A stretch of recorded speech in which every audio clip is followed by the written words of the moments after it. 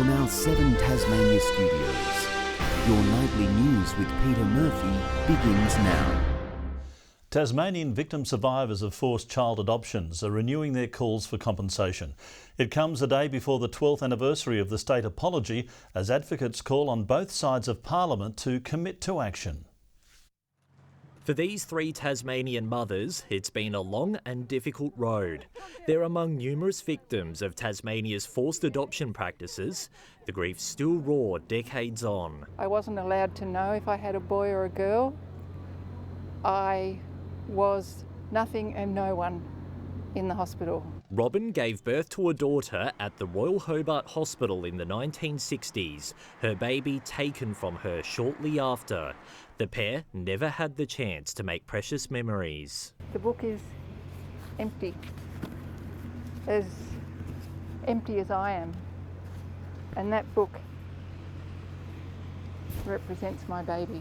It was hard, like you go up the street and you're looking at all these little kids you think would probably be her age, and you're looking in bassinets and you go shopping and think, oh, that'd be nice for a birthday. A landmark apology in State Parliament in 2012, recognising the trauma caused by the forced adoptions, pledging to compensate victims.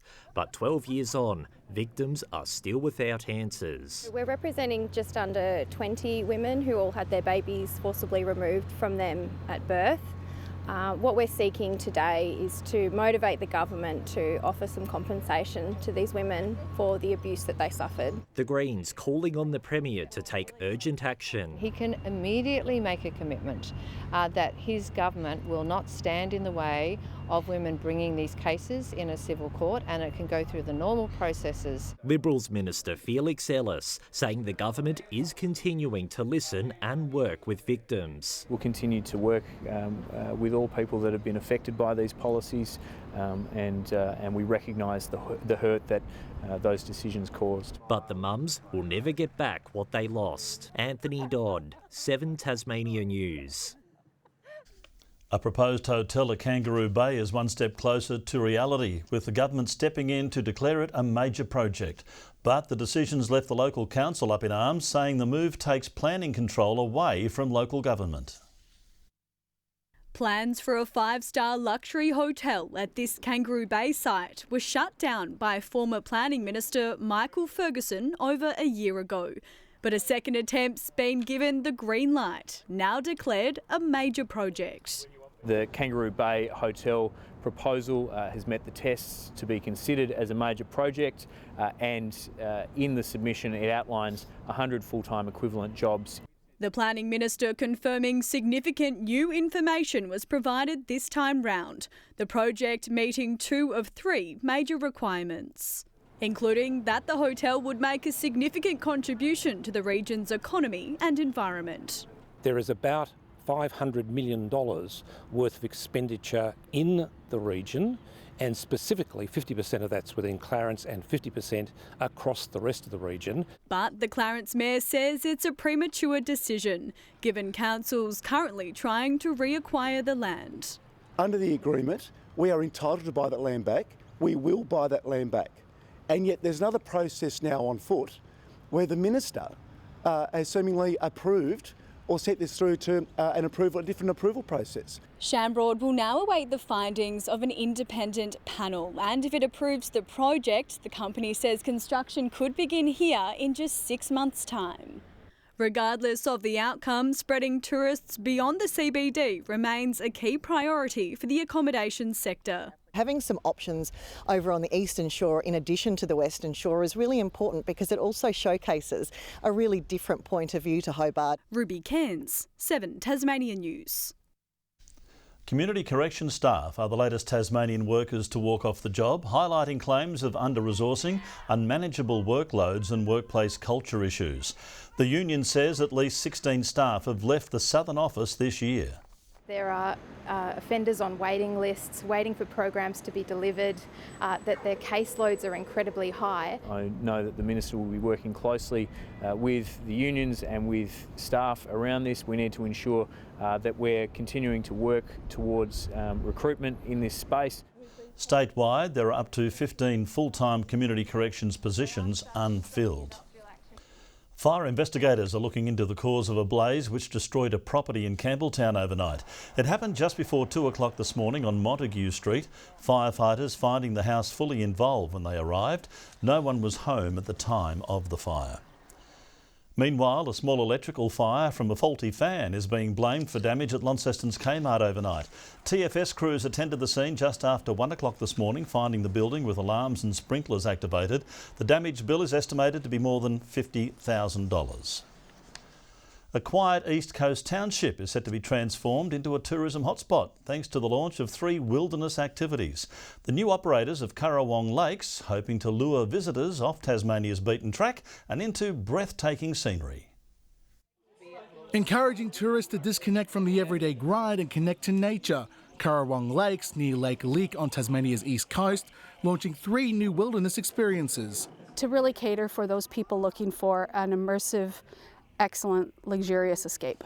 After taking over in July, the new owners want to tap into the region's natural beauty through the activities, allowing visitors to appreciate its 3 lakes nestled in the 2,000-acre property.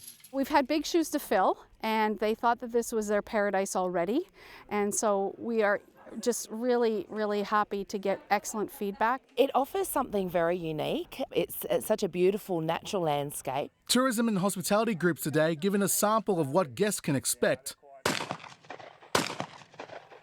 The operators say clay shooting will attract day trippers and corporate team building, while for keen anglers, fly fishing will be offered year-round. It's able to be fished for 12 months of the year, being a private fishery, and most of the fish actually reproduce on location, so it's a wild trout fishery. Northern Tasmania's peak tourism body is hopeful the activities on offer will boost the economy and the industry. You're looking for that experience, something that's a little bit off the beaten path, have that true experience. Mark Zita, 7 Tasmania News. Some of Tasmania's most popular sporting codes have teamed up to launch a TAFE course aiming to give students a career pathway in sport. It's a first in the country too, with AFL Tasmania spearheading the program. They're the state's sporting heavyweights. Now our AFL, netball, cricket and basketball clubs are joining forces to promote Tasmania's Academy of Leadership and Sport program. It'll cover really broad topics around sports administration, leadership, coaching. The students will have 2 days a week of face-to-face lessons, plus 100 hours of work placement across the academic year, getting an opportunity to turn their coursework into real, practical, hands-on learning. We see this as a strategic initiative for our industry to create a homegrown pipeline of talent. Similar successful programs exist on the mainland. The unique difference here is students are given access to a range of different sporting codes. The opportunity to use these brands to gain outcomes for students all across this state is something that we should capitalise on. We want to give back to all Tasmanians, and if we can do that through education, I couldn't think of a better thing for the Jack Jumpers to be involved with. With the Devils at the helm, the program has Tasmania's top sporting brands excited for the future. We have almost 10,000 participants in this state now, so there's really exciting opportunities in terms of connecting with this program and giving them meaningful experience. This is the tip of the iceberg for the way that professional sport will act and behave in Tasmania over the next couple of years. The program set to kick off early next year. We know that's going to get better outcomes for Tasmanians, but ultimately it'll get better outcomes for all of these sports, not just off-field but on-field as well. Lily Thompson, 7 Tasmania News. The Sports Minister has apologised in Parliament over a dispute with a Launceston restaurant about a last-minute cancelled reservation. Labor accusing Nick Street of misleading Parliament, urging estimates over the fiasco during question time. Minister Street telling Parliament he cannot recall whether he knew a staffer from his office cancelled the event. On one occasion I asked you directly whether or not you or your office were aware of why the event was cancelled, and you said no. Was that answer honest? When were you first informed that the booking had been cancelled? I want to make it clear that I'm travelling to Launceston on Monday night to dine at Mr Cameron's establishment so that I can meet with him in person. That booking was made more than a week ago, so that I can apologise to Mr Cameron in person.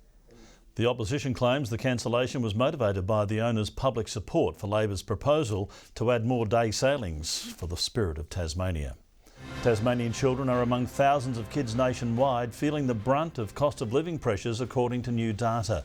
Local charities are highlighting the impact it's having on food insecurity, saying too many students are going hungry at school every day.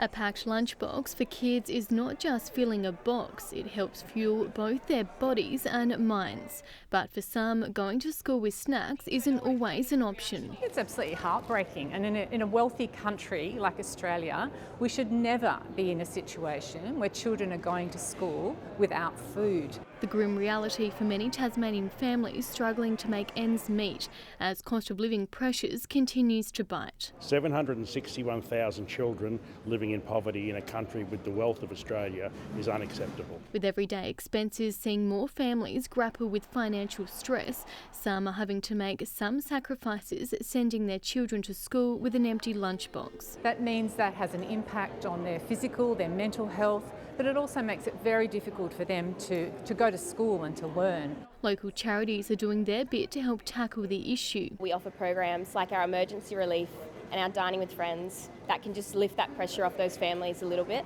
But some are being stretched to their limits, struggling to meet ever-growing demand. Groups are now calling on all levels of government to help alleviate cost of living expenses for families and their children. As a matter of urgency, the federal government needs to raise the rate of job seeker to at least $82 a day to bring it in line with the pension. Locally, the state government insists it's continuing to help reduce cost of living expenses through its energy bill relief, transport fees and council rates. Rebecca Gaidaneris, 7 Tasmania News. Launceston food lovers are being given the opportunity to try before they buy with a new addition to the popular North Festival. Several city retailers are offering free samples to bring more people into the CBD for a taste of Tasmania. Sample the North provides city retailers with an opportunity to be involved in the festival fun, inviting people to try a selection of products showcasing northern Tasmania's culinary delights. Today we've got the Tasmanian grown and a couple of others that I've blended. The brekkie?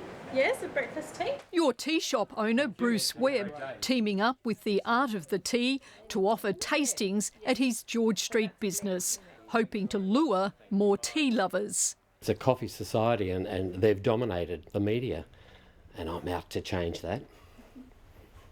It's leaves, not beans.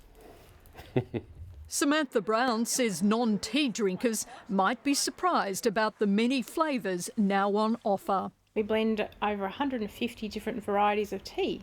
So in the morning you can start your day with a traditional breakfast tea.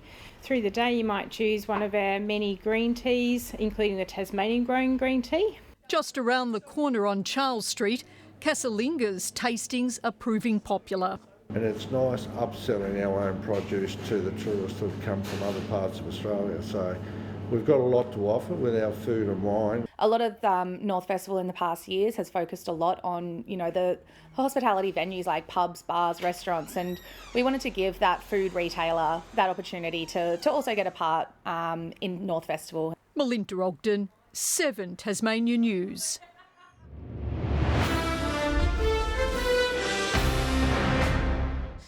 The Tasmanian Tigers are preparing for last season's Sheffield Shield finals rematch against Western Australia at the Wacker, hinting at a few potential players returning from injury, the squad keeping their lineup under wraps.